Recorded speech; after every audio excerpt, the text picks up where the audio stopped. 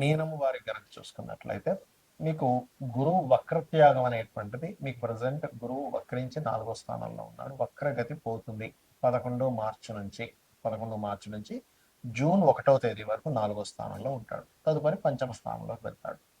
దీనివల్ల కలిగే ఫలితాలు ఏమిటి, ఏ దేవతారాధన చేసుకోవాలి, ఎటువంటి విషయాల పట్ల మీరు జాగ్రత్తగా ఉండాలి. అదేవిధంగా మీ పర్సనల్ చార్ట్లో కనుక ఏదైనా గ్రహం వక్రించి అంటే రిట్రోగ్రేషన్లో ఉంటే దానివల్ల కలిగే ఫలితాలు ఏమిటి అనేటువంటి విషయాలు చెప్తుంది నేనైనప్పటికీ చెప్పిస్తుంది సాక్షాత్ లలిత అమ్మవారిగా భావిస్తూ ఆ లలితాంబిక అమ్మవారి యొక్క అనుగ్రహం మీకు పరిపూర్ణంగా కలగాలని మనస్ఫూర్తి కోరుకుంటూ, ఇక్కడ ఎప్పుడైతే మీకు రాశిలో శని యొక్క సంచారం జరుగుతుందో కాస్త ఏలినాటి శని ప్రభావం ఒత్తిడి ఎక్కువగా ఉంటుంది, ఉండదని కాదు.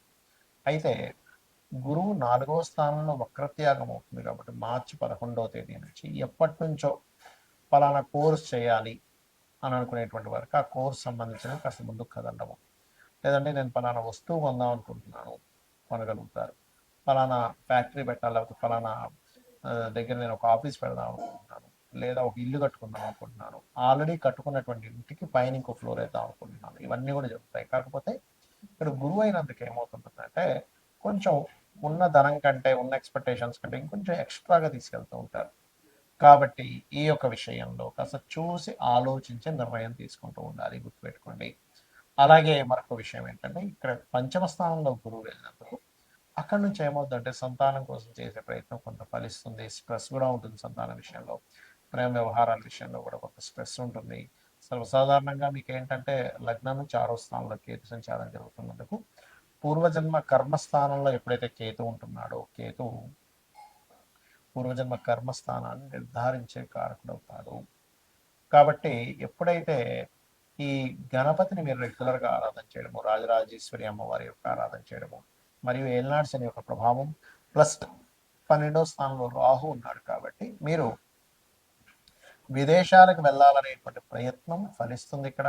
కాకపోతే రాశిలో శని ఉన్నందుకు విదేశాలకు వెళ్ళేటువంటి ప్రయత్నం మీరు ఫలించాలి అంటే మీరు రెగ్యులర్గా రోజుకి 2 సార్లు హనుమాన్ చాలీసా చేసుకోండి.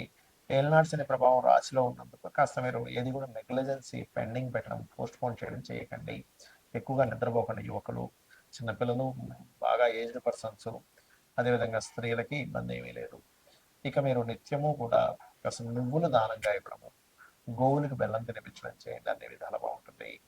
గ్రహం వక్రించింది అనుకోండి, అసలు మనకి మొత్తం 9 గ్రహాలలో అంటే రవిచంద్రులు ఎప్పుడు వక్రించవు, రాహుకేతువులు ఎప్పుడు వక్రగతిలోనే ఉంటాయి. అయితే ప్రత్యేకంగా వక్రించేటువంటి గ్రహాలు ఏమిటి అని చెప్పి చూసుకున్నట్లయితే గురువు, శని, కుజుడు, బుధుడు, శుక్రుడు, ఈ 5 గ్రహాలు.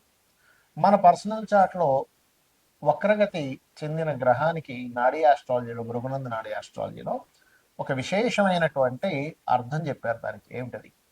గురువు వక్రించాడు ఉదాహరణకి అంటే జీవుడు తను ఉన్న ప్రదేశం నుంచి మారుతాడు ఒకటి. రెండవది తను ఏ రాశిలో ఉండి వక్రించి ఏ రాశి వైపు వెళ్తున్నాడో దాన్ని బట్టి కూడా రిజల్ట్ ఉంటుంది. ఏ గ్రహాన్ని వదిలిపెట్టి ఇంకే గ్రహంలోకి వెళ్తున్నాడు అనే దాన్ని బట్టి కూడా రిజల్ట్ ఉంటుంది. అక్కడ ఒక శుభగ్రహం ఉండి వదిలిపెట్టి పాపగ్రహం వైపు వెళ్తే ఇతను ఉన్న ప్రదేశం మారడం వల్ల, లేకపోతే కొన్ని వదిలేయడం వల్ల చాలా ఇబ్బంది పడతాడని అర్థం. అలా కాకుండా అంటే ఎలా అంటే ఇప్పుడు చూడ మనకి మంచి మనుషులను వదిలేసి అనవసరమైన దీంట్లో వెళ్తున్నాము అని చెప్పొచ్చు. ఏది శుభగ్రహంతో ఉన్నటువంటి గురువు వక్రించి పాపగ్రహం వైపు వెళ్తే. అలా కాకుండా పాపగ్రహంతో ఉన్నటువంటిది వదిలేసి శుభగ్రహం వైపు వెళ్తున్నాడు అనుకోండి, మీ లైఫ్లో ఖచ్చితంగా కొన్ని ఇబ్బందులు ఏవైతున్నాయో పోయి మళ్ళీ మంచి టైం వస్తుంది అని కూడా చెప్పొచ్చు. అయితే జూపిటర్ వక్రగతి అనేటువంటి పాస్ట్ లైఫ్ అని చెప్తుంది. ఏ గ్రహమైన వక్రగతి అంటే పూర్వజన్మంలో కొన్ని దేవతా సంబంధించినటువంటివి, గురు సంబంధించినటువంటివి, అదేవిధంగా స్పిరిచువల్ రిలేటెడ్ సంబంధించినవి, గురువు సేవ సంబంధించినవి కొన్ని మీరు పెండింగ్లో ఉన్నారు, అవి మీరు తీర్చుకోవడానికి ఈ జన్మ ఎత్తారు అనేటువంటిది మీరు అర్థం చేసుకోవాలి. ఇక అంటే ఎవరికైనా గైడింగ్ చేయడం అనుకోండి, టీచింగ్ చేయడం అనుకోండి, ఇవన్నీ కూడా అనుకోండి. ఇక రెండవది శని కనుక వక్రించాడు, ఇక్కడ కూడా మీరు శని అంటే కర్మకారకుడు, ఉద్యోగానికి కారకుడు కాబట్టి ఈ ఉద్యోగానికి కారకుడైన శని మీ జన్మజాతకంలో ఏ రాశిలో ఉన్నాడు, నీచంలో ఉండి వక్రిస్తే అంటే మేషరాశిలో ఉండి వక్రిస్తే నీచత్వం పోయినట్టు, తులారాశిలో ఉండి వక్రిస్తే ఉచ్చత్వం పోయినట్టు అనమాట. కాబట్టి ఉచ్చ నీచ స్థానాల్లో ఉండేటువంటి గ్రహాలు వక్రించినప్పుడు అది రివర్స్ ఫలితాలు ఇస్తాయి. అలాగే మిగతా రాశుల్లో ఏ రాశిలో ఉండి వక్రించాడు, ఆ యొక్క తత్వాన్ని వదిలిపెట్టి పక్క తత్వాన్ని ఇది తీసుకోబోతుంది అనేటువంటిది మీరు అర్థం చేసుకోగలగాలి.